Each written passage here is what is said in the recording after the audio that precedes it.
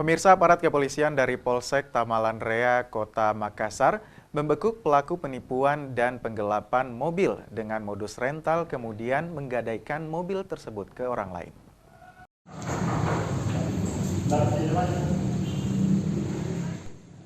Beginilah suasana saat anggota Resmo Polsek Tamalan Rea, Kota Makassar bersenjata lengkap saat mengepung sebuah kamar kos yang terletak di Jalan Poros Laikang, Kecamatan Biringkanaya, Kota Makassar. Polisi yang sudah melakukan penyelidikan terhadap pelaku selama beberapa minggu lamanya, akhirnya menemukan tempat persembunyian pelaku. Awalnya pelaku yang dikenal licin dan kerap berpindah-pindah rumah kos ini tak mau membuka pintu kamar kosnya. Berselang beberapa saat, polisi pun bertindak tegas dengan mendobrak pintu kamar kos tersebut lantaran pelaku tak kunjung membuka pintu. Saat berada di dalam kamar kos, polisi kemudian membekuk pelaku yang diketahui bernama Ardiansyah, 28 tahun. Polisi pun sempat kewalahan saat membekuk pelaku lantaran hendak melakukan perlawanan, namun dengan kesigapan polisi, pelaku pun akhirnya menyerah. Dengan tangan terikat, selanjutnya pelaku bersama sang istri digelandang ke Kapolsek Tamalan Rea, Kota Makassar untuk dilakukan pemeriksaan lebih lanjut.